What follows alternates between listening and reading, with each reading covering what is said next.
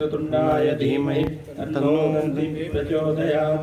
ओम नारायणाय विद्महे वासुदेवाय धीमहि तन्नो विष्णु प्रचोदयात्। ओम महालक्ष्मी च विद्महे विष्णुपत्न्यै च धीमहि तन्नो लक्ष्मी प्रचोदयात्।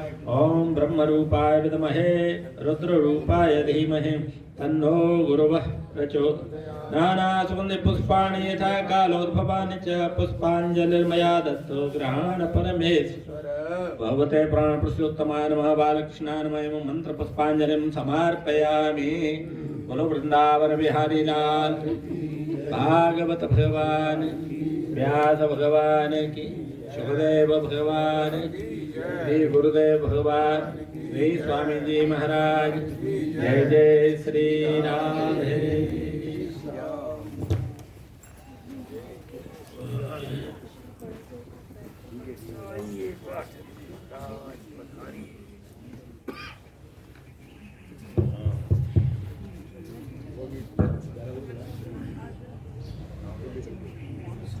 हरि ओम।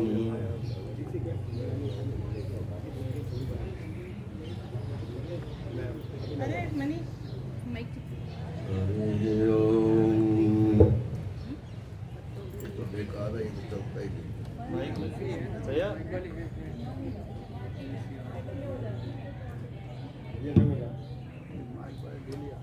हरि ओम। भैया भैया देखो कह रहे हैं आवाज नहीं आ रही। हरि ओम। ऐसी पुराने घराने लगा दिए।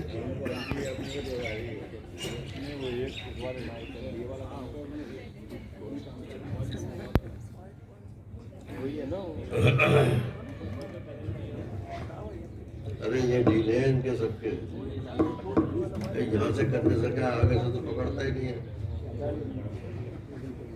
अब मैं बोल रहा हूँ, कहाँ पकड़ रहा हूँ?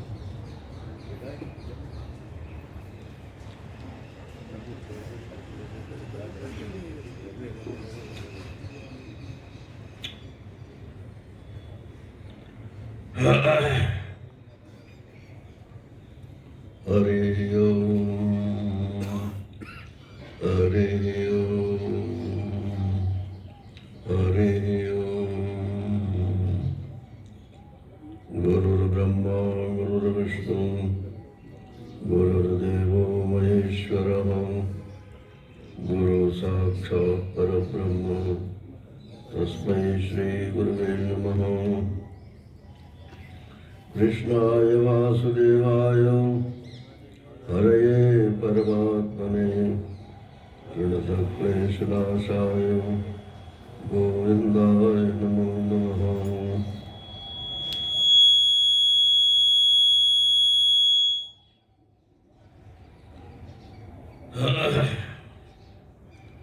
जन्माद्यस्य यतोऽन्वयादितरतश्चार्थेष्वभिज्ञस्वराट् तेने ब्रह्महृदायादिकवये मुह्यन्ति यत्सूरयः तेजो वारिमृदां यथा विनिमयो यत्र त्रिसर्गो मृषा धाम्ना स्वेन सदा निरस्तकुहकं सत्यं परं धीमहि।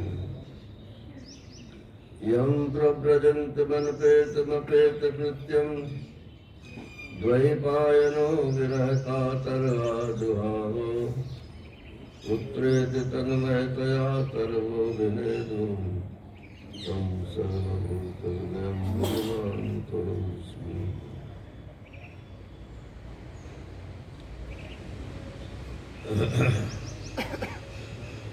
श्रीमद् भागवत का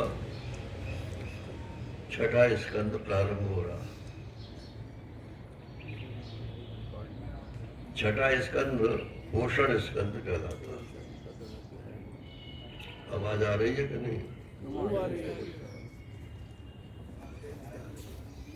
नहीं आ रही।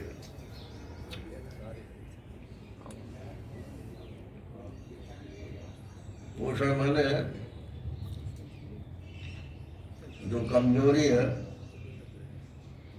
उसके निवारण करने के लिए कुछ औषधि खाओ, कुछ खुराक खाओ, तो आपका शरीर पुष्ट हो जाएगा। ऐसे ही आपका यदि मन रोगी है तो उसके लिए क्या खुराक है, और बुद्धि रोगी है तो उसकी क्या खुराक है, और अगर आपका आत्मा रोगी है, यानी स्वयं अपने आप को या गिल्टी महसूस करते हो, तो उसके लिए क्या औषधि है। तो बोले तीन के लिए तीन औषधि नहीं है। एक औषधि भी है जो तीनों पे काम करेगी, और अलग अलग औषधियां भी हैं। तो शरीर के रोग की तो बात है नहीं, वो तो आपको डॉक्टर बताएगा।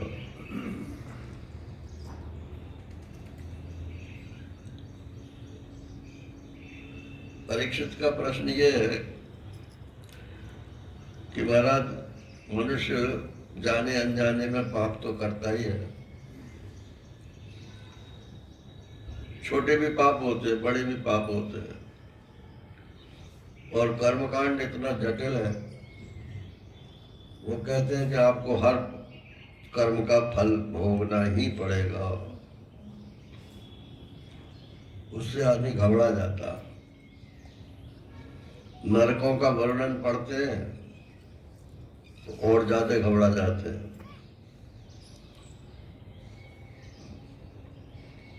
तो कोई ऐसा उपाय नहीं है कि हमें नरक में न जाना पड़े।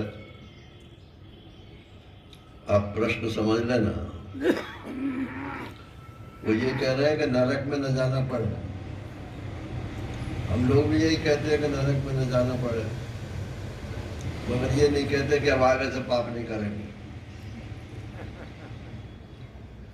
ऐसी तो औषधि है कि नरक में न जाना पड़े, लेकिन अगर पाप करना रोकेंगे नहीं तो उसकी कोई दवा नहीं। वो तो कैंसर है। अपिचेत दुराचारो भजते माम अनन्य भाग साधुरेव समंतव्य सम्यक व्यस्तो। भगवान ने गीता के 9वें अध्याय में ये कहा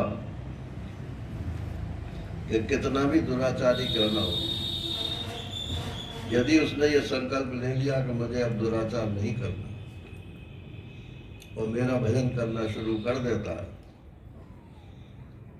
तो बस मैं तो उसे शुद्ध करके और धर्मात्मा बना देता हूँ और अंत में अपनी प्राप्ति भी करा देता हूँ।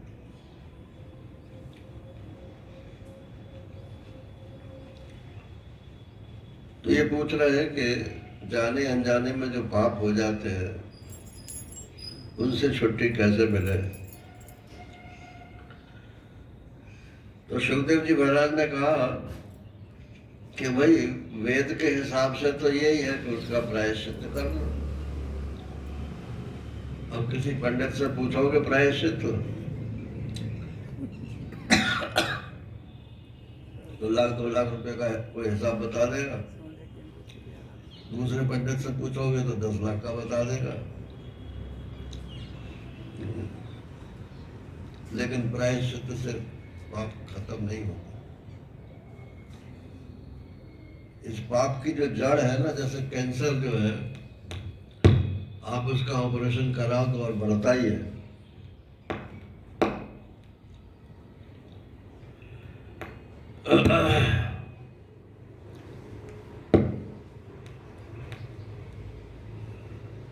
तो ऐसे ही ये कर्मकांड से यदि आप काटना चाहो तो ये कभी कटेगा नहीं। कर्मणा कर्म निर्हारो नहीं आत्यंतिक इष्यते। कर्म से कर्म का नहीं खत्म किया जा सकता।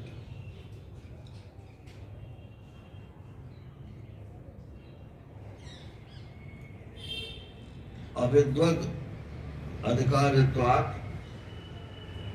अरे यार, ये तो माइक तो काम ही नहीं कर रहे हैं। जाने क्या,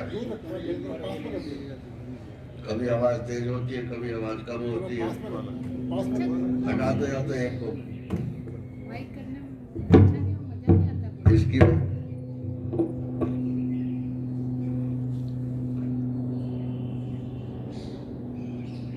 प्लेन जा रहा है,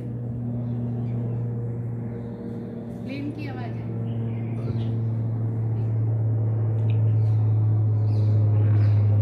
तो ये है सिद्धांत की बात। इसको यहाँ से हटा दो।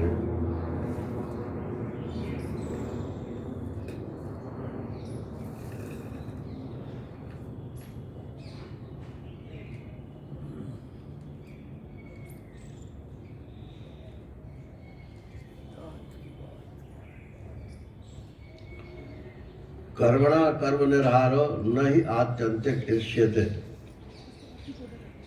कर्म से कर्म का निर्हार नहीं होता, आत्यंतिक तो होता ही नहीं है, मैंने हमेशा के लिए खत्म हो जाए, ऐसा नहीं हो सकता। उसकी जड़ बाकी रह जाती है। अविद्वत अधिकारित्वात्, क्योंकि कर्म का अधिकारी अज्ञानी है, इसलिए कोई कितना भी कर्म करे उसका फल सीमित ही होगा। ये कर्मकांड के ऊपर चोट है ना।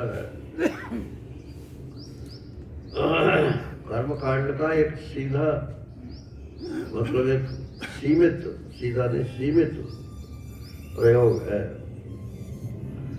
उसको सब जगह लागू कर देना कि कर्मकांड कर लो बस हो जाएगा सब काम।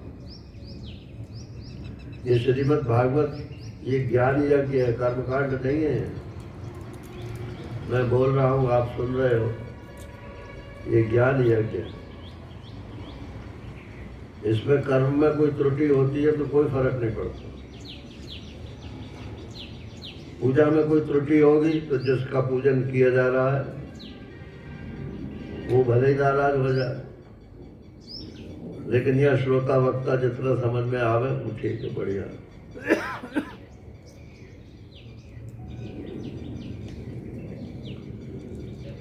तो इसका अधिकारी चूंकि अविद्वान होता है, अज्ञानी होता है, इसलिए पाप की जो वासना है वो नहीं मिटती है। ऐसा कौन सा आदमी है जिसने बचपन में चोरी नहीं की हो? अपने सीने पे हाथ रख के सोच लेना। चोरी का मतलब किसी दूसरे के माल से ही थोड़ी है। अब घर में खाने की चीज रखी है और मन कर रहा है हमारा खाने को और माँ बाप दे नहीं रहे हैं, तो नजर बचा कर खा तो लेते ही है ना, वो भी चोरी है। और कोई पूछ रहा था भगवान कृष्ण ने चोरी क्यों की? तुमने चोरी नहीं की, बचपन में सब चोरी करते हैं। भगवान कृष्ण का यदि बाल रूप आप उपासना करोगे तो उनको चोर भी मानना पड़ेगा। वो चोर ऐसा नहीं है जैसे कि आजकल चोरी होती है। और फिर वो तो मक्खन चुराते हैं। कौन सा मक्खन चुराते हैं? खाने का। उनको तो उनके घर में बहुत था। वो गोपियों के दिल का जो मक्खन था उसकी चोरी करते जाते हैं।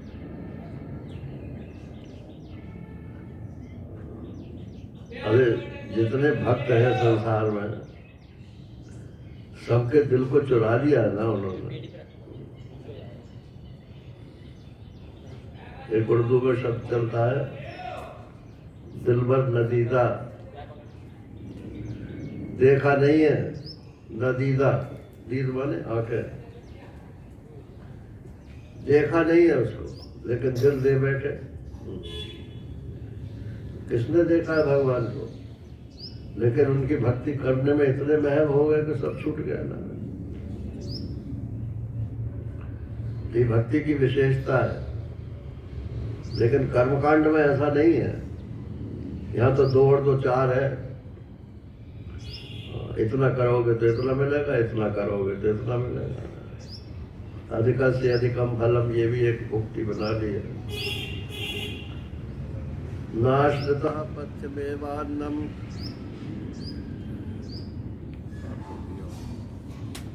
याद है वो अभी बनते ही भैया निकल गया है। 10 से 4 लाइट नहीं होगी आज। चलो मैं तो क्लास पढ़ा रहा हूँ, कोई बात नहीं। रहने दो, आ गया। अब 60 बच्चों की क्लास तो पढ़ाई है।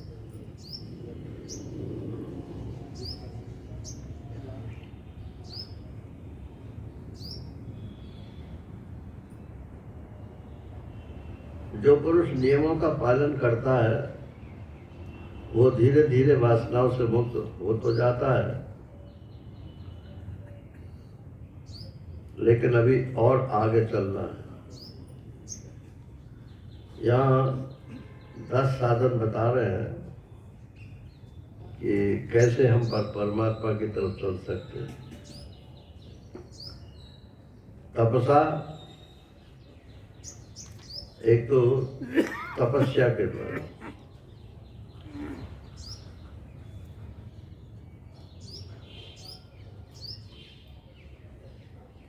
तो एक हमारे सत्संगी थे तो उनका लड़का दुकान पे बैठता नहीं था, तो उन्होंने किसी महात्मा से कहा कि महाराज कुछ ये बैठता नहीं है, बैठालते हैं तो फिर भाग उठ कर चला जाता है। अरे बोले बैठने दो,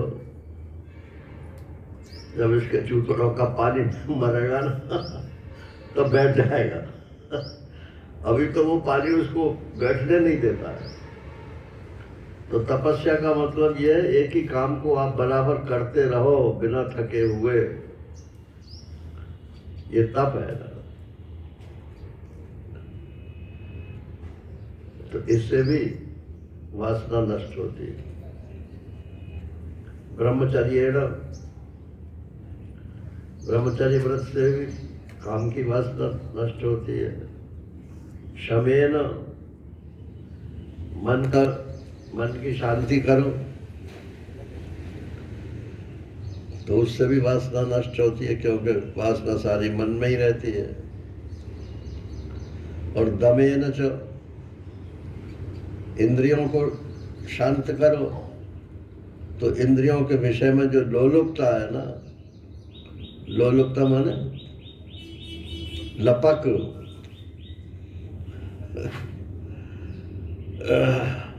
जैसे हलवाई की दुकान के सामने से निकले और गरम गरम इमरतियाँ बन रही हैं, और मान लो हमको इमरती खाने का शौक है, तो जीभ में पानी आ जाएगा कि नहीं आ जाएगा? और जेब में पैसे होंगे तो खट से निकाल के ले भी लेंगे। लेकिन यदि जीव पे हम संयम करें कि नहीं नहीं हमें बाजार में नहीं खाना।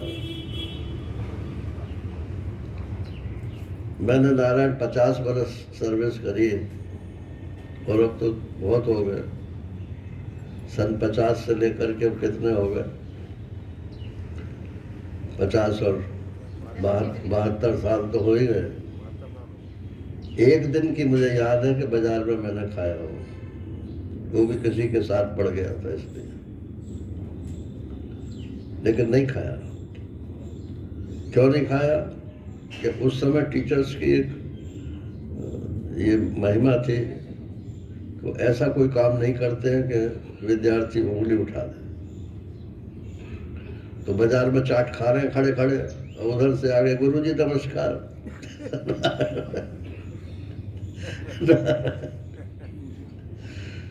तो ये जो संयम है, इसको ये मतलब इंद्रियों का दमन है। मन भले ही करे आपका, लेकिन आप नहीं खाते। त्याग है ना, त्याग के द्वारा और सत्य के द्वारा, पवित्रता के द्वारा, यम और नियम के पालन के द्वारा, इनके द्वारा, सबके द्वारा ये पापों को नष्ट किया जाता है। ये तो अलग अलग है। एक साधन ऐसा है कि सबका काम कर जाएगा। वो कौन सा साधन है?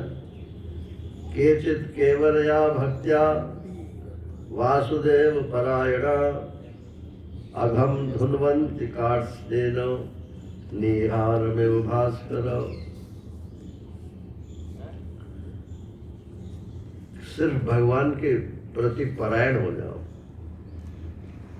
अब हमें और कुछ काम नहीं करना, बस भगवान की शरण में ही रहना। उन्हीं का साहित्य पढ़ेंगे, उन्हीं का चिंतन करेंगे, उन्हीं का मनन करेंगे। जैसे मंदिर कहीं घूमने जाना है तो मंदिर चले जाओ, महात्मा के दर्शन करने चले जाओ, किसी सिनेमा घर की तरफ मत जाओ, इत्यादि। इस प्रकार से तो केवल या भक्तिया, सिर्फ भक्ति, भक्ति माने समर्पण। जैसे कहते हैं ना, ये सब उनके भगत है, तो उनके भगत का मतलब सिर्फ उन्हीं के भगत हैं, दूसरे की तरफ नहीं देखते। भक्ति जो है वो एकलखुरी है। एकलखुरी शब्द तो जानते हो ना, अकेले खाने वाला, एकलखुरी बोलते हैं। एक हमारे टीचर थे तो कहते थे ये दूध जो है ये एकलखुरे लोगों का, और चाय जो चाय होगी तो हाँ साहब आप भी चाय लीजिए, आप भी चाय लीजिए, और दूध होगा तो कोने में जाके पी ले, किसी से नहीं पूछेगा कि आप भी पीजिए कि आप भी पीजिए। तो ये भगवान भी एकलखुरा है और भक्त भी एकलखुरा है, होना चाहिए। भगवान अगर कई भगवानों को प्रति समर्पित है तो भगवान उसको भगत नहीं मानते। अब आजकल तो यही मुश्किल है, किस किस की आराधना कर रहे हैं। हनुमान जी बड़ी जल्दी प्रसन्न हो जाते हैं, शिव जी जो है तो अवढर जानी है, विष्णु जी के पास तो लक्ष्मी है, गणेश जी तो विघ्नकारी हैं, विघ्ननाशक हैं, और शक्ति तो माता के पास ही है। एक दिन उनका करो, एक दिन उनका करो, एक दिन उनका करो, और नहीं तो एक ही दिन में हम सबकी एक एक माला सरका लो। तो भगवान कहते हैं कि ये किसको बज रहा है भाई, हमें मालूम तो पड़ना चाहिए।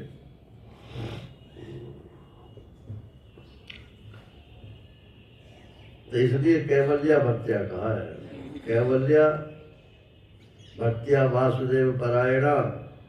लेकिन केचित, ऐसे बहुत कम लोग होते हैं जो एक ही परमात्मा के समर्पित हो। यदि हो जाए तो जैसे सूर्य निकलने पर और कोहरा खत्म हो जाता है, ऐसे ही ये अज्ञान का अंधकार जो है वो नष्ट हो जाता है।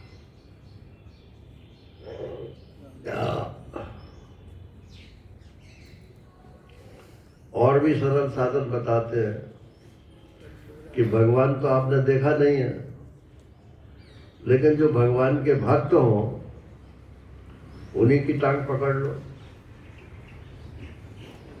क्योंकि तस्मिन् तज्जने भेदा भावात्, नारद जी ने कहा कि भक्त और भगवान में कोई भेद नहीं होता, सिर्फ इतना ही भेद है कि वो शरीर धारण किए हुए हैं और भगवान सब शरीरों में आ जाते हैं।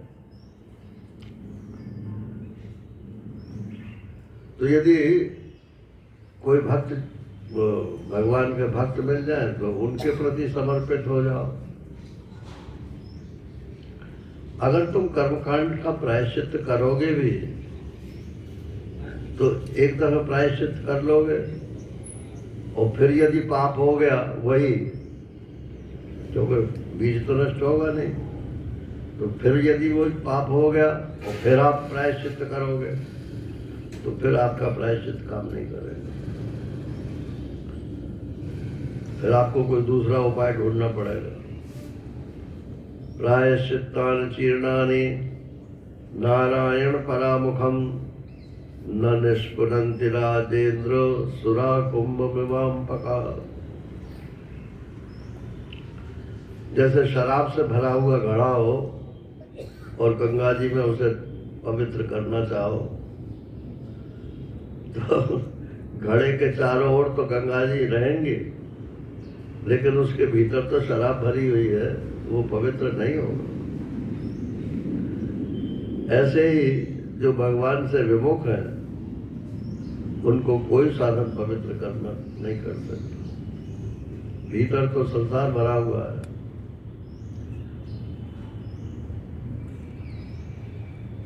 अब जिन्होंने भगवान की शरणागति ले ली अथवा वो 9 साधन जो पहले बताए उन साधनों से प्रायश्चित कर लिया तो फिर उन्हें नरक का भय नहीं सताना चाहिए, नरक मिलेगा ही नहीं। इस संबंध में परीक्षित में एक इतिहास तुमको सुनाता हूँ। आप लोगों ने सुना तो बहुत है, अजामिल ब्राह्मण की कथा है।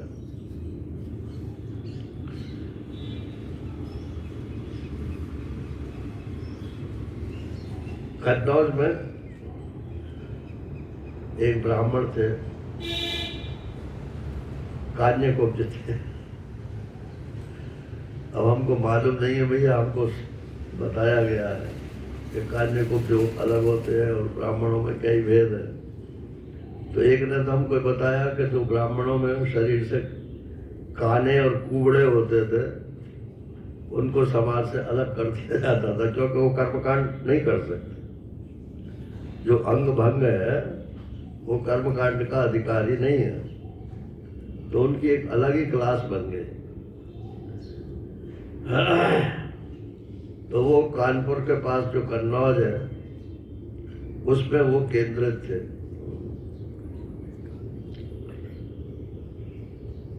तो उसका नाम था अजामिल। ये अजा जो है ये पारिभाषिक शब्द है। अजामिल माने अजा से जो मिल गया है। श्वेताश्वतर उपनिषद में कहते हैं अजा में काम लोहित शुक्ल कृष्णाम। एक बकरी है जिसके 3 रंग हैं, लोहित माने लाल, सफेद और काला। तो वहाँ प्रकृति और पुरुष का वर्णन है, तो प्रकृति को वहाँ अजा कहा है और पुरुष जो है वो अज है। पुरुष तो अज है जिसका जन्म नहीं होता, और उसका स्त्रीलिंग जो है वो अजा है। प्रकृति भी अजा है, अज है, उसको अजा बोलते हैं और पुरुष को अज बोलते हैं। तो जब पुरुष प्रकृति से मिल जाता है कि ये मेरी, मैं इसका, तो बस यही इसी को अजामिल बोलते हैं। तो ये अजामिल जो था कान्यकुब्ज था, कन्नौज में रहता था, लेकिन वो पतित ब्राह्मण था। तो वो ब्राह्मणोचित तो कोई कर्म करता नहीं था, लूट मार ऐसे ही करके अपना जो है गुजारा कर लेता था। पिताजी उसके कर्मकांडी थे, तो पूजा के लिए उन्होंने कहा तुम जंगल से लकड़ी ले आओ, पुष्प ले आओ, और भी सामान बता दिया। अब वो गया लेकर के लौट रहा था, तो रास्ते में जंगल पड़ता था। उसने देखा कि कोई दुष्ट पुरुष किसी वेश्या के साथ रंगरेलियां मना रहा है। अब उसको देख करके उसको एकदम काम उदय हो गया और उसने कहा कि मैं भी इस वेश्या को क्यों ना प्राप्त करूं। बस ये मन में आते ही उस वेश्या को अपने घर में ले आया और नारायण उसी के प्रति समर्पित हो गया। जो उसकी असली पत्नी थी उसको बाहर भगा दिया। माता पिता ने ऐतराज किया, उनको भी भगा दिया। अब वो बस दोनों मियाँ बीवी और मजे करते रहे नारायण। तो आजकल तो कोर्ट ने कह दिया है कि रिलेशनशिप में चाहे जो कोई रहे कोई मतलब ही नहीं है। ये आजादी के नाम पर हम लोग किधर जा रहे हैं, कभी कोई विचार ही नहीं करता।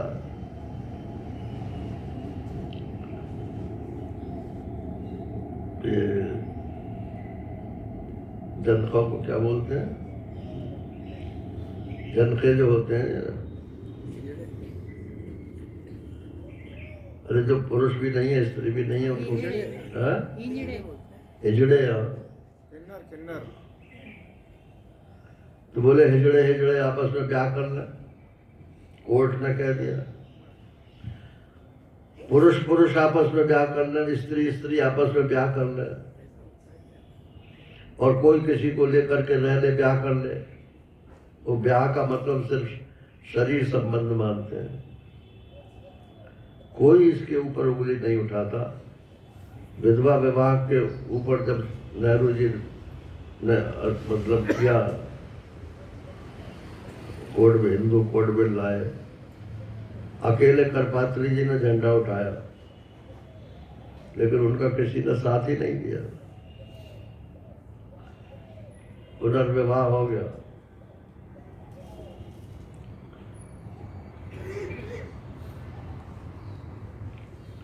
अब उसके धीरे धीरे करके 10 बेटे हो गए। जो सबसे छोटा बेटा था वो, उसमें उसकी प्रीति ज्यादा थी, उम्र उसकी बहुत बढ़ गई थी, शरीर चूंकि थक रहा था, लेकिन काम वासना उसकी नष्ट नहीं हुई थी। अब इसमें तो नहीं है, लेकिन महात्मा लोग ऐसा बताते हैं कि कुछ महात्मा लोग आए टोली बना के गांव में भिक्षा लेने के लिए। दंडी स्वामी थे वो लोग। तो उन्होंने पूछा कि भाई कोई ऐसा ब्राह्मण का घर बताओ, तो वो गैर ब्राह्मण के यहाँ से भिक्षा नहीं देते, तो कोई ऐसा ब्राह्मण बताओ जो शुद्ध हो, जिसकी हम भिक्षा ले सकें। तो लोगों ने मजा लेने के लिए कहा कि अजामिल जो है वो सबसे शुद्ध ब्राह्मण है। अब उसके घर पहुंच गए। अजामिल तो उस समय घर में था नहीं, सिर्फ उसकी वो वेश्या पत्नी थी। ये आपने ध्यान दिया कि नहीं, ये वैश्या मत बोल देना, लोग शुद्ध करके बोलते वैश्या, वेश्या है ये शब्द। वैश्या माने तो वैश्य की पत्नी को वैश्या बोलते हैं, और वेश्या माने जो नए नए वेश धर करके रजावे उसको वेश्या बोलते हैं। तो वेश्या घर में पत्नी थी, तो वो उन्होंने भिक्षा देने के लिए मांगा, तो बेचारी निकल के आई। उसने कहा महाराज हम तो पतित ब्राह्मण हैं, आप किसी दूसरी जगह से भिक्षा ले लो। बोले गाँव वालों ने तो ऐसा बताया कि यही शुद्ध घर है। तो बोले उन्होंने तंज किया होगा। अब उस अपनी सारी कहानी बताती हूँ। आत्माओं को दया आ गई, उनका कोई बात नहीं है, अभी भी तो छुटकारा हो सकता है। तुम्हारा छोटा बेटा कितना है, ला के खड़ा कर दिया। क्या नाम है इसका? ये नाम तो अभी ऐसे मुन्ना मुन्ना बोलते हैं उसको। इसका नाम नारायण है। बस चले गए वो पिताजी तो उस बच्चे में आसक्त थे ही। और वो सुबह से शाम तक अरे नारायण नारायण नारायण नारायण। तो वो अनजाने में भगवान का नाम निकल रहा था। अब एक दिन मृत्यु आ गई। अब पाप तो किए ही थे उसने सारे, तो यमदूत आ गए उसको लेने के लिए। इसमें लिखा है कि 3 यमदूत थे, उनके मुंह टेढ़े थे, काला काला रंग था, हाथ में पाश था। वैसे ऐसा बताते हैं, हमने पढ़ा तो नहीं है, लेकिन ऐसा बताते हैं कि जो पापी लोग होते हैं उन्हीं को लेने के लिए यमदूत ऐसे वाले यमदूत आते हैं। यमदूत कई प्रकार के हैं। जो पुण्यात्मा है उनको भी लेने आते हैं, लेकिन वो ऐसे नहीं होते हैं। और जो भक्त है वो तो आप देखोगे कि उनके पास तो यमदूत आते ही नहीं है। खैर, तो यमदूत आ गए और वो उसको खींचने वाले थे, उसके प्राणों को। तो उसने हल्ला मचाया, अरे नारायण बचा, नारायण बचा, नारायण बचा। अपने बेटे को पुकार रहा। तो नारायण के दूत आ गए। 4 पार्षद सुंदर सुंदर, जैसे विष्णु भगवान का स्वरूप है ऐसे ही उनका भी स्वरूप था। सारूप्य मुक्ति वाले लोग जो है, यमदूत तो ये क्या कर रहे हो तुम? बोले ये पापी है, हम इसको लेने के लिए आए। बोले पापी है तो क्या हुआ? इसने कोई प्रायश्चित भी नहीं किया है। इसने सारे प्रायश्चित कर दिए। अंते नारायण स्मृति, अंत में अगर नारायण की स्मृति हो जाए, और अंत का मतलब है कि उसका फिर विकल्प ना हो। जैसा इस समय हम नारायण बोलते हैं तो दूसरी बार टटकू मटकू दुनिया भर के नाम मुंह से निकलते हैं नारायण। लेकिन मृत्यु के समय में यदि नारायण बोले तो दूसरा पर उसके बाद बोलेंगे ही नहीं। अब वो ऐसा बोल तो रहा था वो बेटे के लिए, माने मन में तो बेटा था, जबान पे नारायण थे। तो इसको नामाभास बोलते हैं शास्त्र में। भगवान का नामाभास में इतनी शक्ति है तो उन्होंने कहा कि भाई इसने प्रायश्चित कर लिया। तो कैसे कर लिया?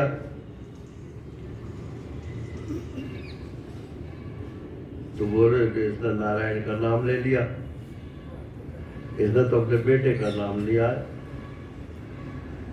कि बताओ बेटे की उम्र कितनी है?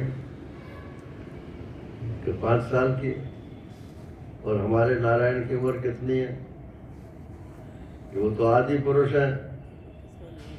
तो फिर नारायण नाम पे तो हमारा ट्रेडमार्क है, रजिस्टर्ड। जो भी नारायण नाम लेगा वो हमारे स्वामी का ही नाम लेगा।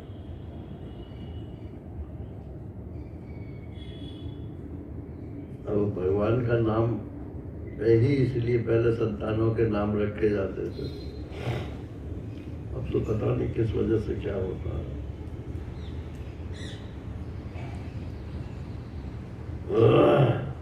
हमारी पीढ़ी तक तो सबके भगवान पे ही नाम रखेगा। हमने आगे की पीढ़ी पे ही बदल दिया, साहित्यिक नाम होना चाहिए।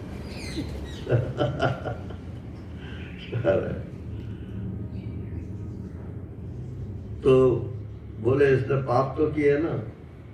तो बोले आप परिभाषा बताओ अपने स्वामी की। हमने तो अपने स्वामी की परिभाषा बता दी। तो बोले सुनो, हमको तो ऐसा बताया गया है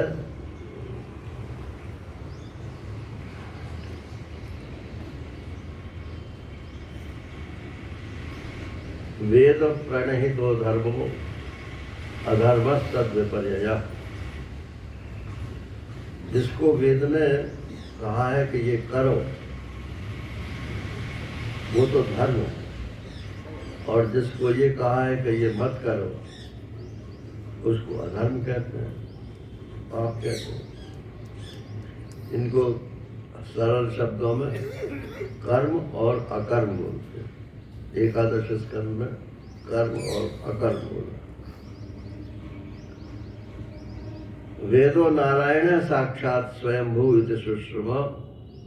वेद भगवान नारायण स्वयं है, इसलिए उनकी वाणी भी झूठी नहीं हो सकती। अच्छा, तुम कैसे पता लगाते हो कि इसने पाप किया? बहुत से पाप तो छिप करके कर लेते हैं लोग। बोले कोई कितना भी छिप के करे, हमारे पास ऐसे कंप्यूटर है कि वो छिपे हुए करते तो एयरपोर्ट पर सोना वोना लाते हैं ना, मेटल डिटेक्टर जो होता है, सोने के बाद छोड़ो, यात्रियों को ही जो है उसके सामने से गुजरना पड़ता है। कहीं पिन भी होगी तो गू गू गू गू आवाज आनी शुरू हो जाती है। तो बोले देखो सुनो, सूरज, अग्नि, खम माने आकाश, वायु, पृथ्वी, जल, चंद्रमा, दिन, रात, दिशा, सुख, काल, धर्म, ये सब की कहानी रिकॉर्ड करते रहते हैं नारायण। ये जो चित्त है ना, अपने मन बुद्धि चित्त अहंकार में जो चित्त है, जो कुछ भी आप सोचते हैं, करते हैं, भोगते हैं, वो सब उस चित्त में रिकॉर्ड होता है। जैसे हवाई जहाज का ब्लैक बॉक्स होता है, ऐसे ही ये इस शरीर का ब्लैक बॉक्स है, चित्त। और जब ये यमदूतों के पास पहुंचती है जीवात्मा, तो मन बुद्धि चित्त अहंकार भी जाते हैं। तो वहाँ क्या सुनते हो आप? यमदूतों के मुनीम जी का क्या नाम है? चित्रगुप्त। वो कैमरा जैसे आजकल क्या बोलते हैं उसे, सब जगह कैमरे लगे रहते हैं, सीसीटीवी। तो जैसे उसमें अंकित होता जाता है, ऐसे ही इस चित्र में सब अंकित होता जाता है। तो बोले चित्रगुप्त जो है, बताओ इनका खाता खोलो। चित्रगुप्त कहता है इसने ये पाप किया, इसने ये पाप किया, इसने ये पाप किया। अगर जीवात्मा ये कहे कि मैंने नहीं किया, तो फौरन ब्लैक बॉक्स निकाल कर दिखा देंगे, देखो तुमने किया है और इसमें लिखा हुआ है कि मैंने किया।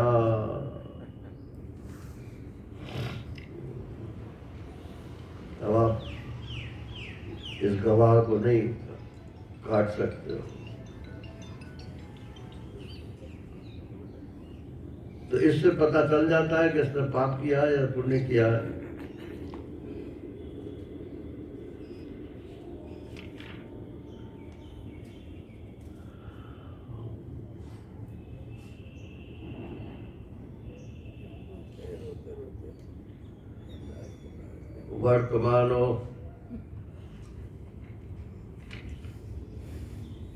वर्तमानो अन्ययो कालो गुणामिव्यापको यथा एवं जन्मनि अयोरेतद् धर्म निदर्शनम। मनुष्य का वर्तमान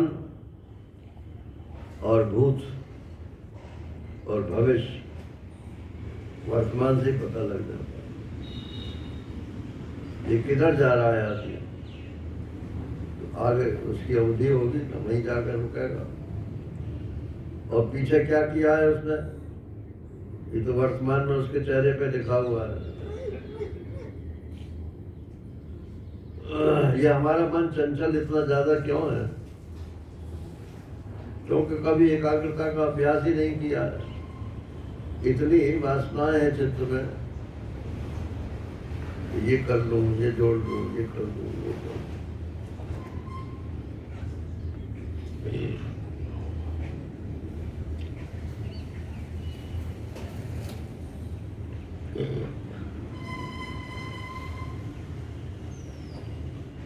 नारायण।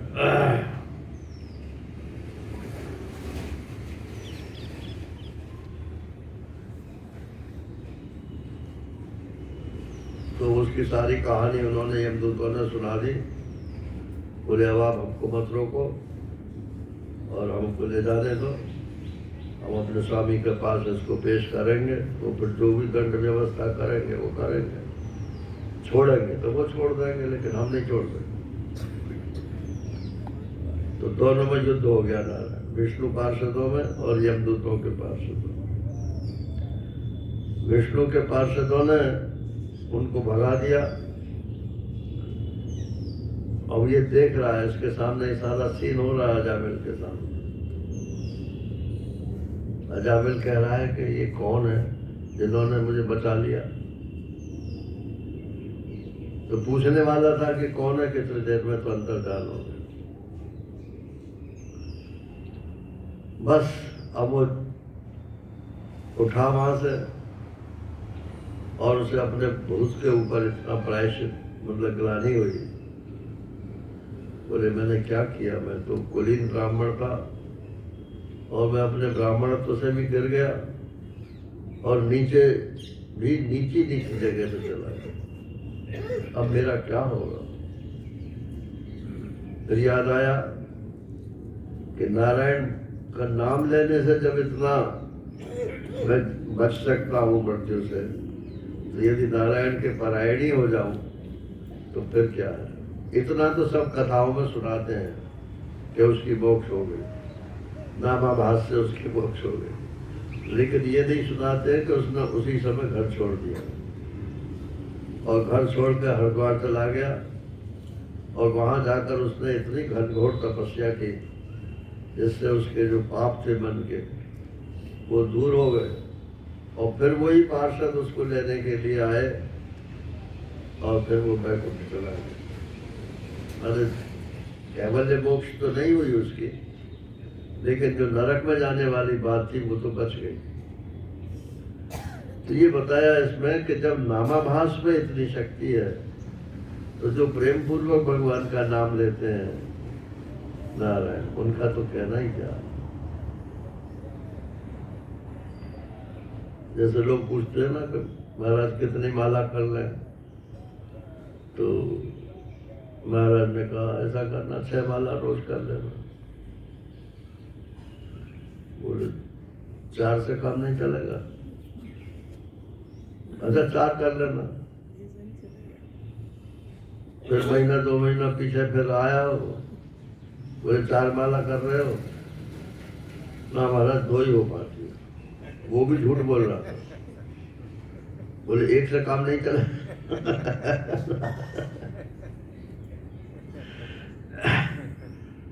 तो काम चलने से क्या मतलब है भाई। तुम माला को छोड़ो, जब आपको ध्यान आ जाए तभी भगवान का नाम ले लो। कम से कम नामाभास की श्रेणी में तो रहोगे। लेकिन बताने का मतलब यही है यहाँ कि भगवान के नाम में कितनी शक्ति है। तो आभास में जब इतनी शक्ति है तो वास्तव में कितनी शक्ति हो।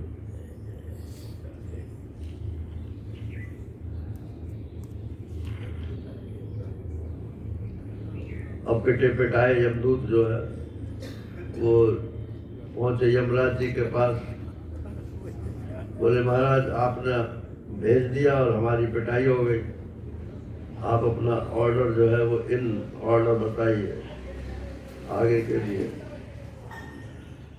तो बोले भाई बताऊं या ना बताऊं, लेकिन ये परमानेंट ऑर्डर समझ लो कि जो भगवान के भक्त हों उनके पास कभी भटक नहीं, और जो भक्त ना हो, भक्तों के भक्त हो, उनके पास भी मत जाना।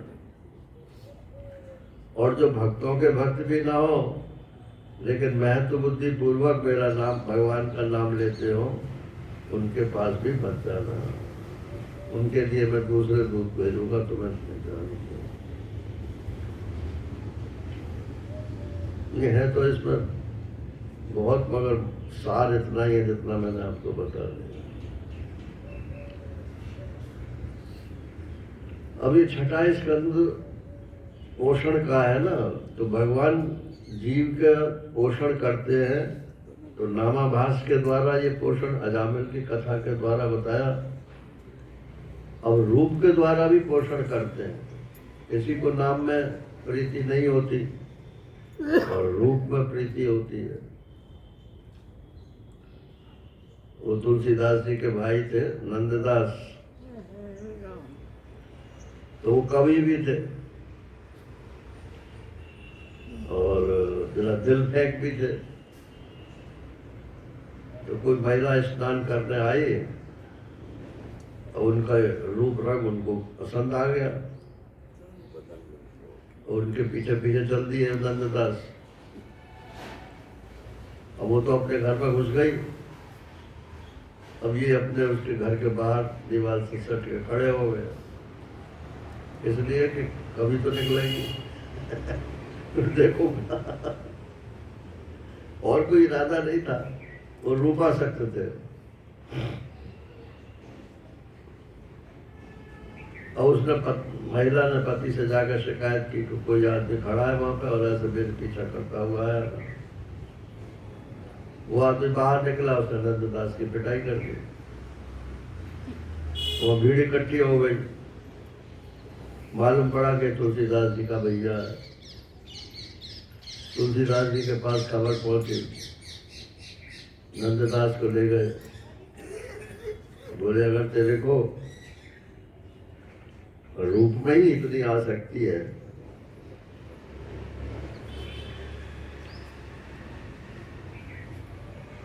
तो भगवान का रूप देखे। रूपों में क्या था, एक से एक सुंदर संसार में है, लेकिन ये सब रूप एक एक अंश है जिस एक अकेले रूप का, वो कितना सुंदर होगा। कर्नाटक में पुरंदर दास की कथा है। पुरंदर दास थे, ब्राह्मण थे, लेकिन उनको एक वेश्या का रूप इतना पसंद आ गया कि वो उसी के साथ रहने भी लगे और हर समय उसी के साथ उसी की बातें करें। कर्मकांड सब छूट गया उनका। और जब वो महिला निकलती थी सड़क पे तो सूरज की किरणें उसके ऊपर न पड़े, इसलिए उसके ऊपर छाता लगा कर चलते थे और इतने रूप आ सकते थे कि बराबर में नहीं चलते थे, उसके सामने उसकी तरफ मुंह और सड़क की तरफ पीठ करके चलते। उन लोगों को बड़ा बुरा लगता था। तो ये रामानुजाचार्य जी महाराज वहां जब पहुंचे तो उनसे कहा महाराज कृपा करो, ब्राह्मण जो है मारा जाएगा। उन्होंने कहा अच्छा उसको बुला के लाना। वो लाया, बुला के, मुझे संत महात्माओं से क्या मतलब, नहीं नहीं दोनों को बुलाया, जाओ दोनों से जाओ। गए तो उससे ब्राह्मण से पूछा तुम ब्राह्मण कुल में पैदा हुए और ये इतनी घटिया चीज तुम्हारे दिमाग में कैसे आ गई? बोले महाराज मुझे तो और कुछ नहीं चाहिए, मुझे तो रूप इसका सुंदर लगता है, इससे सुंदर चीज मेरे दिमाग में कोई है ही नहीं। बोले अगर मैं दिखा दूं तो इसको छोड़ देगा? बोले हाँ छोड़ दो। बोले शाम को मंदिर में आना।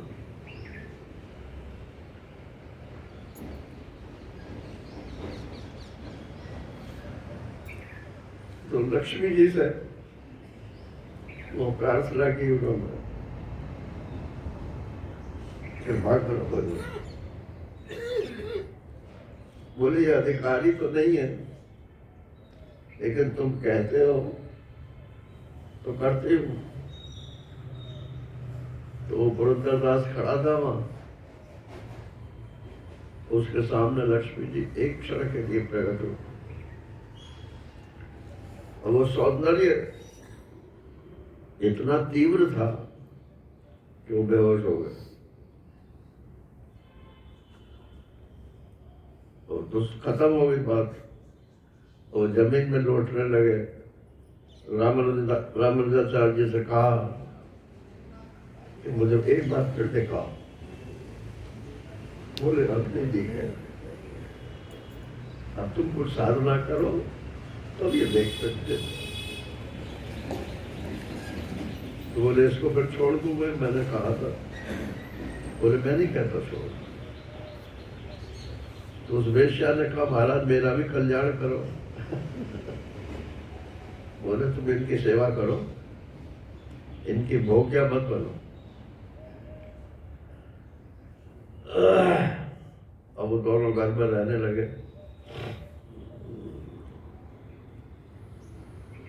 अब उनके मन में आया कि इस वेश्या का भी कुछ कल्याण होना चाहिए। तो उन्होंने कहा कि ये माला जो है ठाकुर जी को जाकर चढ़ाओ। तो माला लेकर चली। ये ग्रंथ में जैसा लिखा है वैसा ही मैं आपको सुना रहा हूँ। मैं अपनी तरफ से कोई नमक मिर्च नहीं लगाना।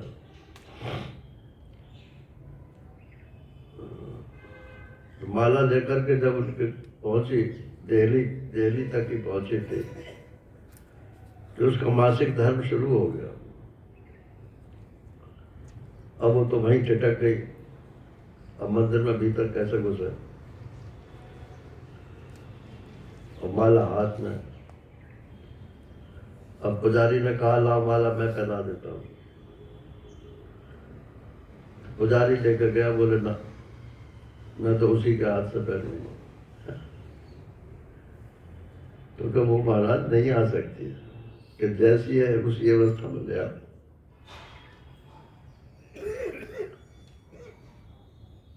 अब कथा तो यही है कि वो मंदिर में प्रवेश भी हुआ, उसका माला भी पहनाई, और उस दिन से उसका जीवन पलट गया। जो साथ में रहते थे वो साथ में रहने की वासना भी उनकी छूट गई, और दोनों भगवान के असले बड़े भक्त हुए। भक्त पुरंदर दास के नाम से उनका विख्याति है।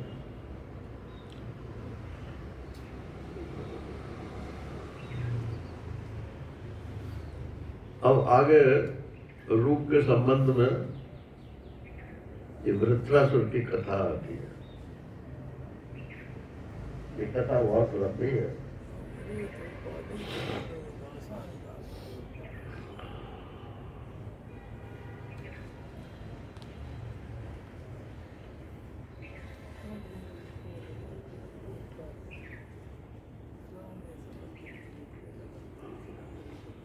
इससे पहले एक मजेदार बात और सुना।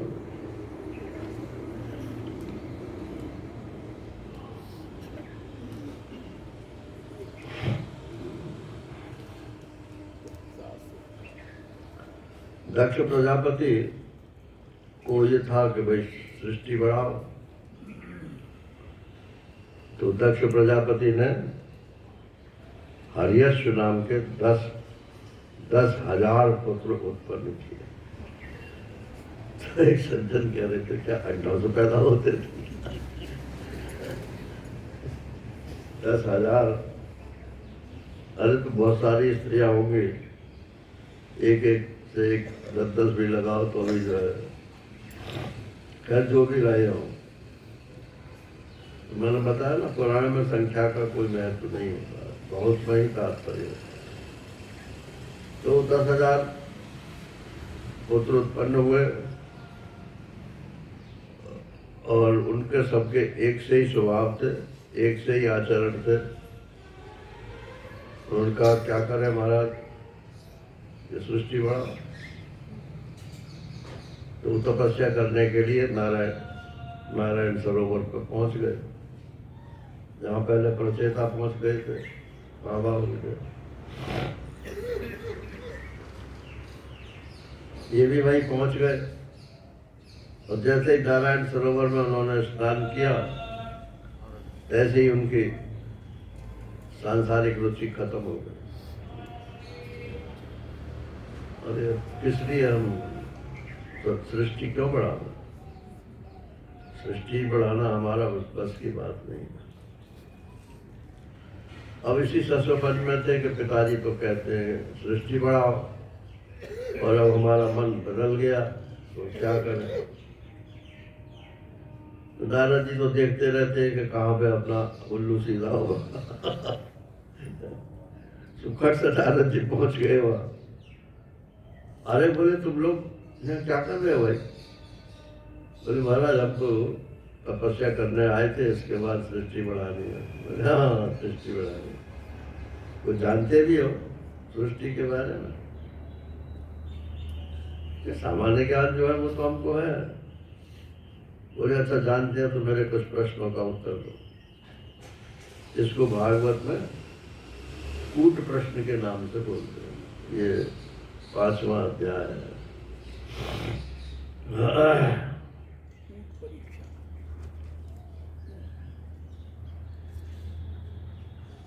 मैं तुमसे कुछ प्रश्न पूछता हूँ, उनके जवाब देना। पूछो महाराज।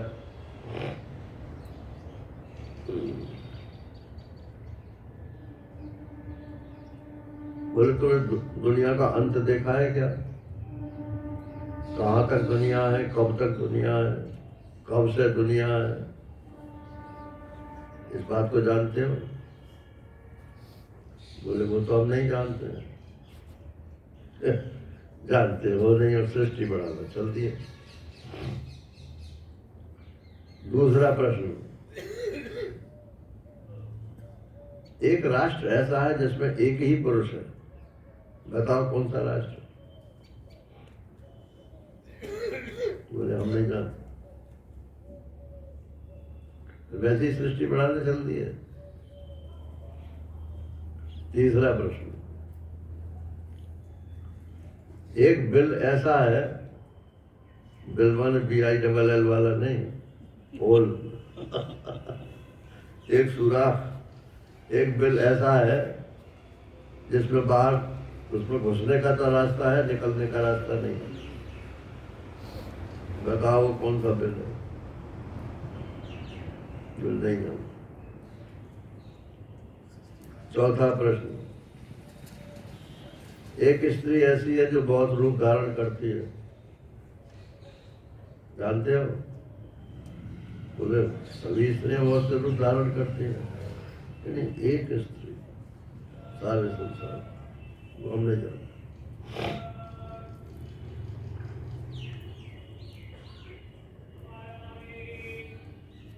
एक ऐसा पुरुष है जो उस स्त्री का पति है, उसको जानते हो?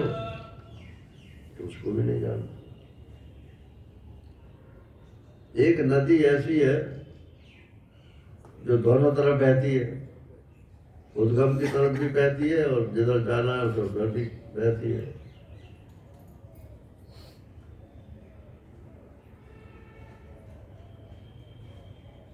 और एक ऐसा हंस है जिसकी कहानी बड़ी विचित्र है। एक ऐसा चक्र है जो छुरे और वज्र से बना हुआ है और अपने आप ही घूमता रहता है। ऐसे ये 9 प्रश्न उन्होंने पूछ लिए। अब किसी का उत्तर तो उन्हें आता नहीं था, तो बोले नहीं आता ना? क्या अज्ञानी हो ना? क्या? तो मैं बताऊं ना इनके सवाल के? बताओ, जवाब बताओ। तो उन्होंने कहा कि विचार तो कर लेना,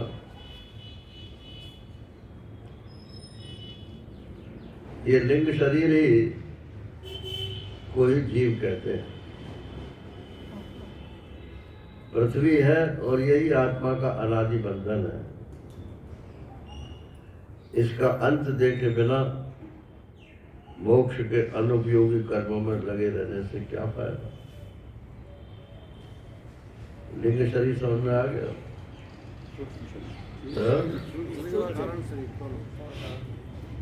सूक्ष्म शरीर प्लस कारण शरीर। सूक्ष्म शरीर में कितनी चीजें हैं?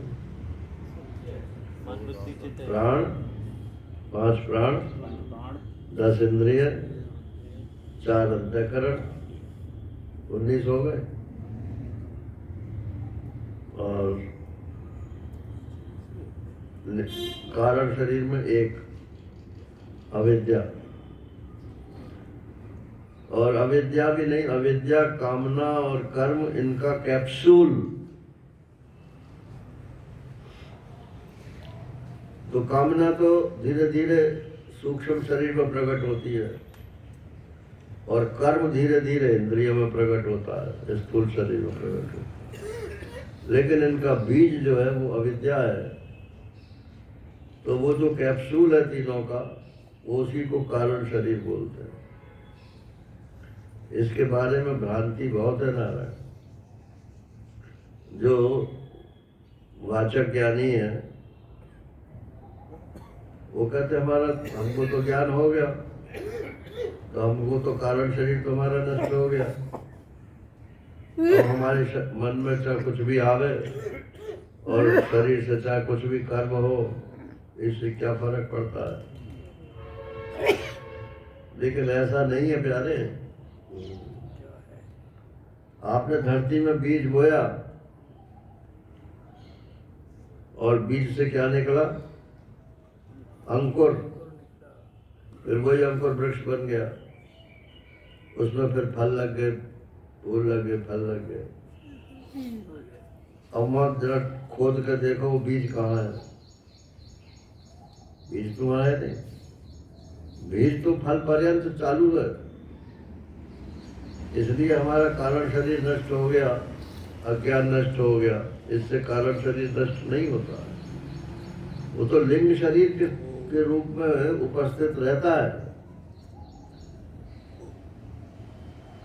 इसलिए जब तक अपना कर्म और वासना, इनको जो है आप, जीवन मुक्ति का और क्या मतलब है? मुक्त आत्मा तो नित्य मुक्त है। तो जीवन मुक्ति तो तभी सिद्ध होगी जब ये अविद्या, वासना और कर्म, अविद्या नष्ट हो गई, वासना और कर्म जो उसके प्रतिफल है वो धीरे धीरे समाप्त हो जाए। अब हम गलत काम भी कर रहे हैं, गलत इच्छाएं भी कर रहे हैं, और कहें हमारी तो मुक्ति हो जाएगी, हमारी तो अविद्या नष्ट हो गई। ऐसा नहीं होगा। और दृष्ट दुख की निवृत्ति तो हो ही नहीं सकती। दृष्ट दुख माने जिसका हम इसी जीवन में अनुभव कर रहे हैं, वो दुख तो बराबर आता रहे।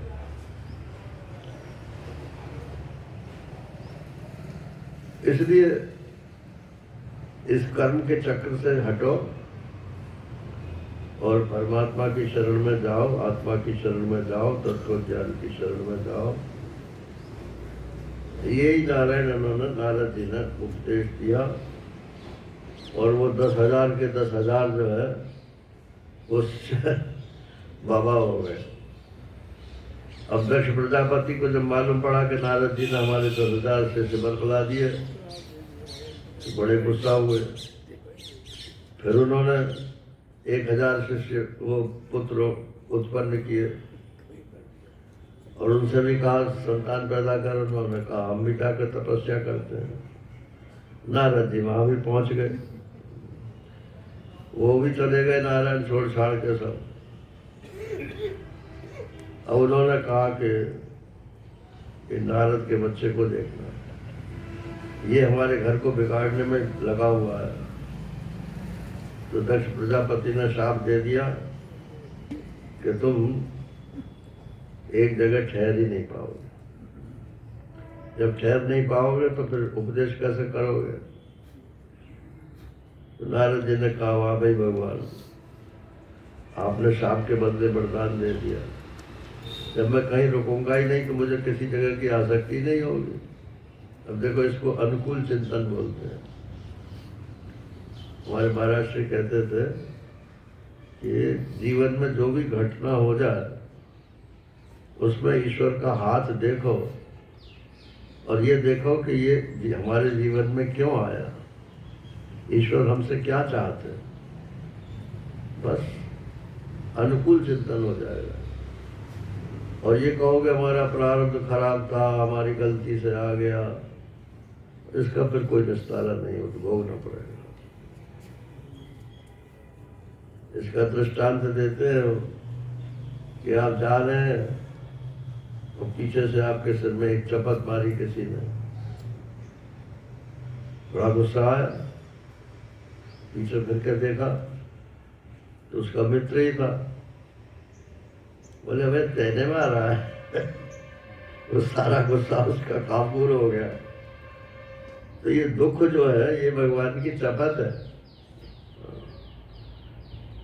तो इसमें उसके अपने देखो कि हमारे सुहृद का ये हाथ है इसमें।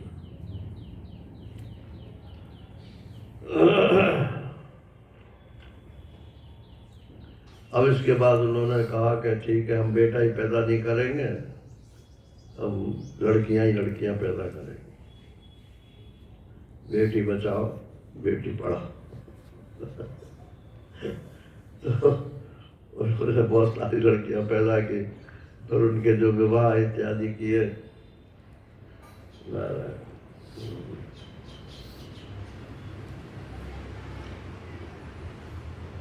अब ये हुआ कि दक्ष की कथा तो ये हो गई। अब इंद्र जो देवताओं का राजा है उसको हो गया घमंड। ये इंद्र जो है ये जीव का वाचक है। ऐत्रेय उपनिषद में इदंद्र की व्याख्या की है। इदम इंदयति, इदम को जो प्रकाशित करे जाने उसको कहते हैं इंद्र। तो नाम तो होता है इसका इदंद्र, इदम इंदयति, लेकिन परोक्ष प्रिया ही देवा, देवताओं को परोक्षता प्रिय है, नंगापना प्रिय नहीं है। इसलिए इदंद्र में से दा का लोप करके इंद्र बोलते हैं। तो इंद्र माने जीव है। तो जीव जितने संसार में जीव हैं उन सब जीवों के ऊपर एक महाजीव जिसको बोलते हैं उसका नाम इंद्र है, देवताओं का स्वामी है। उसको हो गया घमंड। अब आए वहां उनके गुरुजी। अब घमंडी आदमी तो फिर कुछ ना कुछ गड़बड़ करेगा ही। तो उसने उनकी तरफ न देखा न उनका स्वागत किया।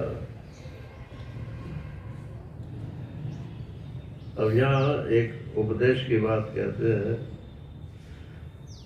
कि उपदेश करने वाले लोग जो ये कहते हैं कि यदि कोई व्यास गद्दी पे बैठा है और कोई महापुरुष आवे और वो गद्दी से उठ करके स्वागत ना करे, उसे गद्दी से नहीं उठना चाहिए, ऐसा उपदेश करते हैं।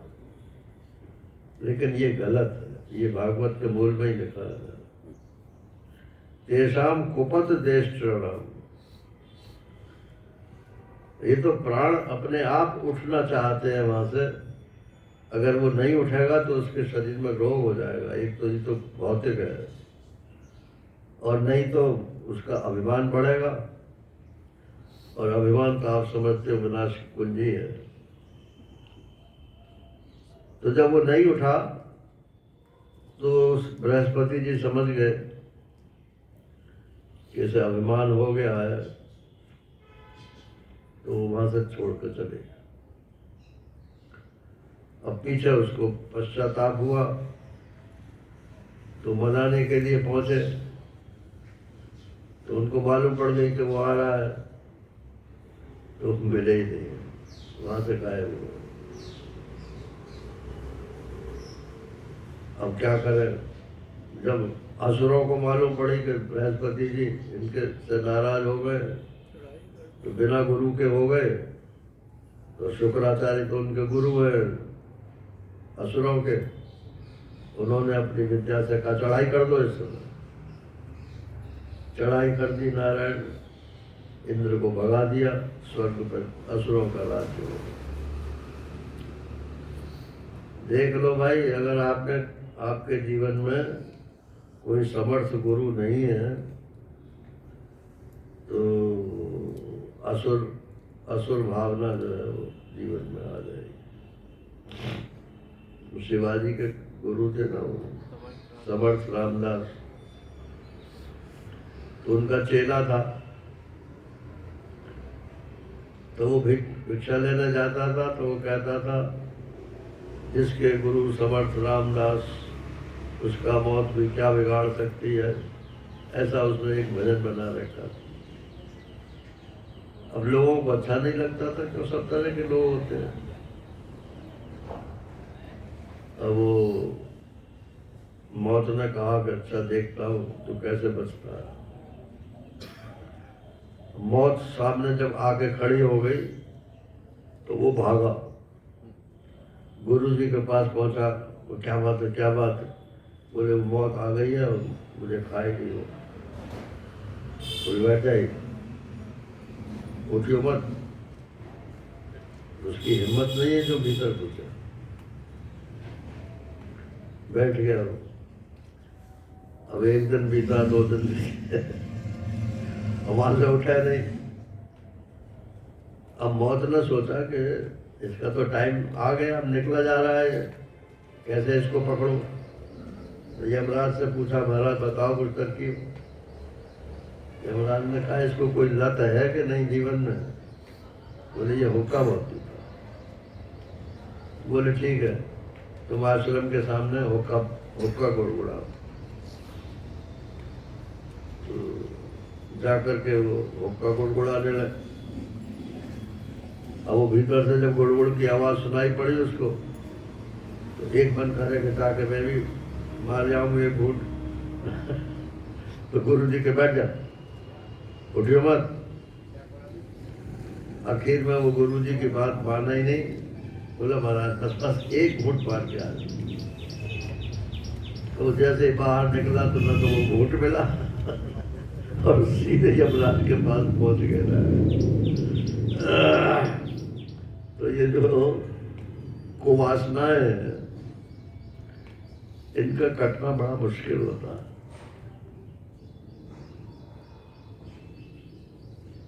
अब जब इंद्र हार गए और असुरों का राज्य हो गया, तब उन्होंने उनसे कहा कि हम भगवान से कहा कि क्या करें। भगवान ने कहा, भाई तुमने गलती तो तुम्हारी हो ही गई, अब ऐसा करो कि तुम विश्वरूप को अपना गुरु बनाओ। वो विश्वरूप जो है तो असुर, लेकिन वो दुतरफा है। उसकी माँ तो असुर कुल की है और बाप जो है वो सुर कुल का है। तो अगर वो तैयार हो जाए तो उसको मंत्र शक्ति बहुत दृढ़ है, वो तुमको फिर जिता सकता है। अब विश्वरूप के पास पहुंच गए। विश्वरूप ने कहा, भाई है तो गलत बात, पुरोहिताई का काम, विगरहितम धर्मशील ब्रह्मवर्चम उपव्ययम। इसी को तुलसीदास जी ने लिखा है, उपरोहिताई कर्म अति मंदा। वशिष्ठ जी कहते हैं कि मैंने ये सूर्य कुल का उपरोहित बनना क्यों स्वीकार किया। वैसे तो ये बहुत निंदनीय कर्म है, लेकिन इसलिए किया कि इसमें आप भगवान आने वाले हैं, तो कम से कम उनके गुरु के रूप में तो मैं रहूंगा। तो बोले है तो ये उपरोहित बनना ठीक नहीं है, लेकिन आप राजा हैं, मैं प्रजा हूँ, इसलिए आपकी आज्ञा मानना भी मेरा धर्म है, तो ठीक है। अब उसने एक नारायण कवच इंद्र को दिया। नारायण कवच जैसे है, उंगली में नारायण, हाथ में नारायण, दिल में नारायण, सिर में नारायण, सब जगह नारायण नारायण। ओम नमो नारायणाय, ओम नमो भगवते वासुदेवाय। ऐसा करके सब अंगों को, इसको अंगन्यास बोलते हैं। अंगन्यास करन्यास, ब्राह्मण लोग जब पूजा कराते हैं या करते हैं तो न्यास, अंगन्यास करन्यास करते हैं।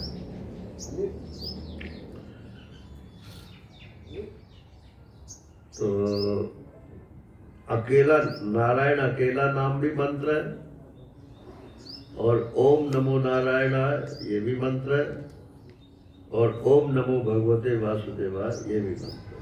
ये तीनों मंत्र इसमें भागवत में आते हैं। तीनों मंत्र नारायण के ही है। अजामिल के प्रसंग में तो आपको नारायण बता दिया, और ये ओम नमो भगवते वासुदेवाय तो शुरू से ही चल रहा है। वसुदेव जी के पुत्र श्री कृष्ण को नमस्कार है। और ओम नमो नारायणाय ये असल में परमहंसों का मंत्र है, महात्माओं का। तो जैसे कोई महात्मा सामने आवे तो लोग कहते हैं कि नमो नारायण महाराज, ऐसा बोलते हैं ना, नमो नारायण महाराज। तो वो ओम क्यों नहीं बोलते? बोले हम ओम बोलने के अधिकारी नहीं है। अरे तुम मंत्र जाप थोड़ी कर रहे हो। पहली बात तो ये, इसका अर्थ है कि सामने जो महात्मा है वो नारायण का स्वरूप है, हम उसको नमस्कार करते हैं। सीधा सीधा अर्थ तो इसका ये है। और फिर वो कहता है, महात्मा कहता है नारायण, माने वो आशीर्वादात्मक है। लेकिन बहुत से लोग जो है वो महात्मा नहीं होते हैं, तो वो सीधे कहते हैं नारायण महाराज, नारायण महाराज। तो जैसे वो खुद ही आशीर्वाद दे रहे हो महात्मा को।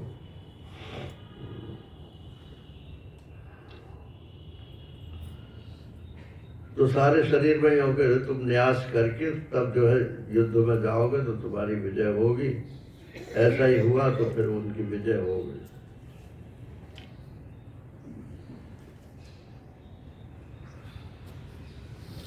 अब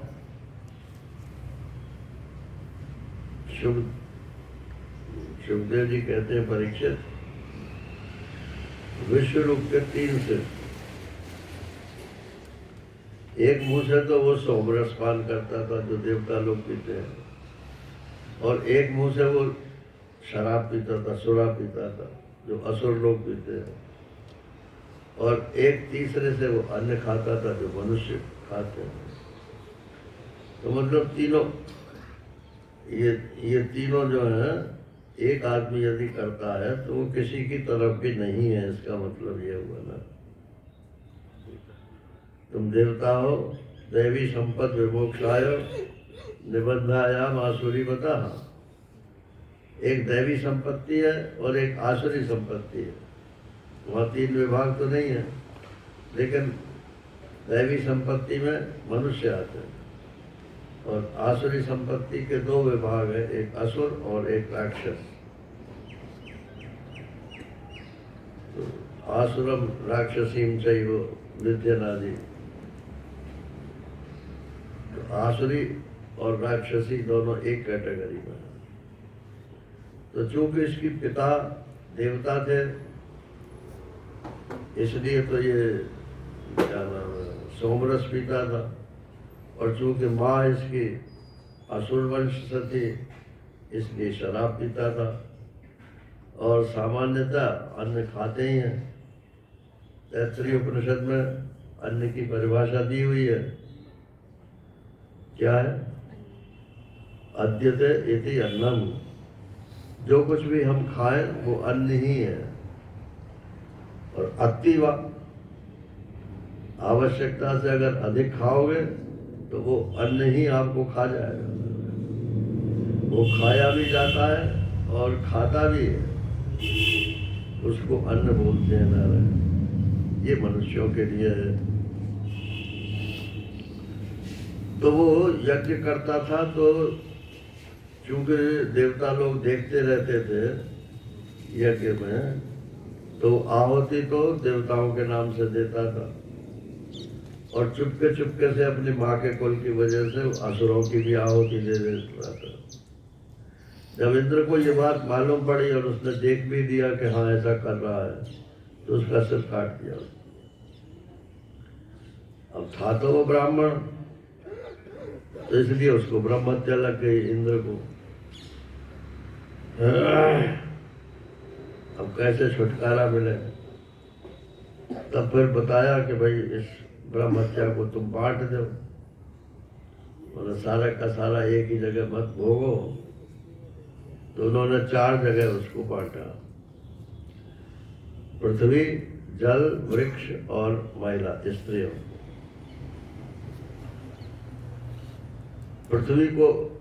पृथ्वी से कहा तुम ब्रह्म हत्या का 1/4 भाग ले लो भाई। तो बोले तो तुम तो छूट जाओगे, मुझे क्या मिलेगा? तो बोले तुम्हारे जो गड्ढे होंगे वो कोई गड्ढा परमानेंट नहीं होगा, थोड़े दिन में वो बढ़ जाएगा। फिर जल से कहा कि 1/4 तुम ले लो। तो बोले हमको क्या मिलेगा? तो क्या कहा?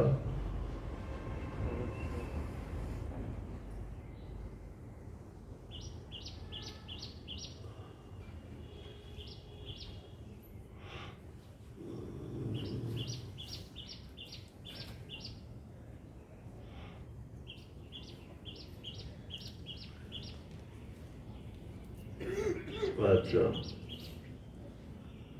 अब वृक्षों को दिया। तो वृक्षों को उन्होंने पूछा हमको क्या मिलेगा? तो बोले तुम्हारा कोई हिस्सा कट जाएगा तो फिर आ जाएगा। और पृथ्वी को दिया तो बोले ऊसर के रूप में ये ब्रह्म हत्या दिखाई पड़ती है। नारायण। महिलाओं को दिया तो वो हर महीने उनके मासिक धर्म के रूप में ये दिखाई पड़ती है।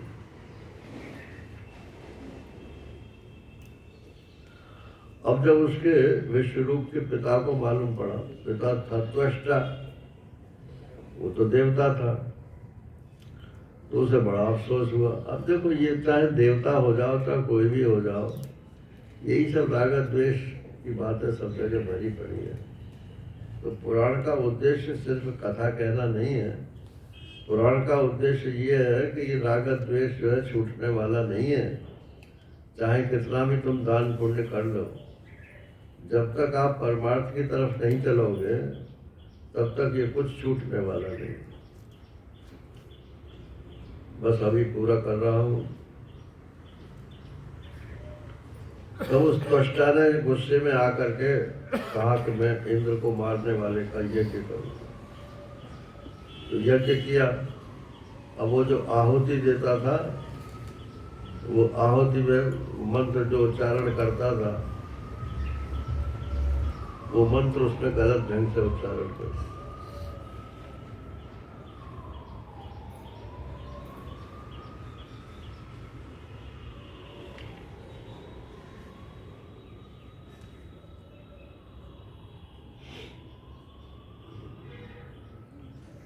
माने वो है इंद्र शत्रु। अब इंद्र शत्रु को कैसे आप उच्चारण करोगे? इंद्र शत्रु माने इंद्र का शत्रु, और इंद्र शत्रु, इंद्र है शत्रु जिसका, तो वो असुर हो गए। तो वो जो है आहुति तो दे रहा था इंद्र शत्रु कह करके, लेकिन इंद्र शत्रु ऐसे करके बोलता था। तो उससे इंद्र को मारने वाले के लिए एक असुर पैदा हो गया। वही वृत्रासुर है ना। उस वृत्रासुर के साथ इंद्र की लड़ाई होती है। अंत में तो वृत्रासुर मारा जाता है। ये वृत्र माने वृत्ति, समझ रहे? ये असुर बना जो है हमारी वृत्ति में, मनोवृत्ति में है। इसको मारने के लिए जीवात्मा को क्या करना पड़ेगा? ये दधीची की हड्डियों से वज्र बनाना पड़ेगा। माने वज्र माने जो टस से मस न हो, कठोर, जो कोमल दिल के होते हैं ना। कोमल दिल भक्ति के लिए तो कोमल होना चाहिए, लेकिन संसार के लिए कोमल नहीं होना चाहिए। मधुसूदन सरस्वती जी ने लिखा है कि जैसे ये चपड़ी होती है ना, लाख जिसको बोलते हैं, तो उसे जरा सी अग्नि दिखाओ तो पिघल जाती है, और जब पिघल जाती है उसके ऊपर ठप्पा लगा दो, बस वो फिर परमानेंट हो जाती है। फिर पिघलेगी नहीं। तो संसार के ठप्पे वाले के लिए तो वो भक्ति में तो पिघल जाए, लेकिन अगर संसार का ठप्पा लग गया उस पर तो फिर नहीं पिघलती। नहीं, संसार का नहीं, भगवान का ठप्पा लग गया तो फिर संसार के लिए नहीं पिघलती। महाराज आपका पुत्र मर गया, एक गृहस्थ थे, उनके पुत्र का एक्सीडेंट हो गया। हॉस्पिटल वालों ने खबर भेजी कि महाराज आपका लड़का एडमिटेड है, वो बचेगा नहीं। नहीं, बस ये कहा कि एक्सीडेंट हो गया, आप आ जाइए। तो सेठ ने क्या कहा? उसने कहा, डॉक्टर साहब आप सच्ची सच्ची बात बताओ, अगर मर गया है तो मैं उसके लास्ट राइट्स के लिए प्रबंध करके आऊँ, अंतिम संस्कार के लिए, और जिंदा है तो आपका काम है, मैं उस पर क्या करूँगा, आ जाऊँगा मैं, जितना खर्चा होगा आप करो उसको। इतनी मतलब तटस्थता जीवन में जब होती है तब मनुष्य भगवान की तरफ चल पाता। अरे अरे अरे चलो चलो चलो, उसका एक्सीडेंट हो गया, उसका तो वहाँ हुआ, तुम्हारा यही हो गया पहले ही। जो होना था वो हो गया, क्या कर सकते।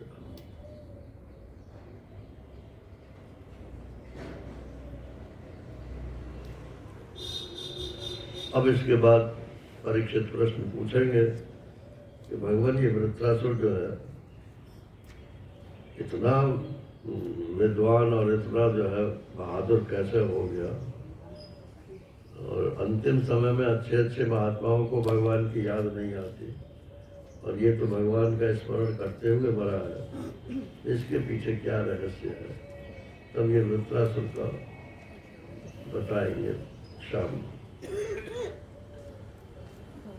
हरि ओम पूर्णमदः पूर्णमिदं पूर्णात् पूर्णमुदच्यते पूर्णस्य पूर्णमादाय पूर्णमेवावशिष्यते।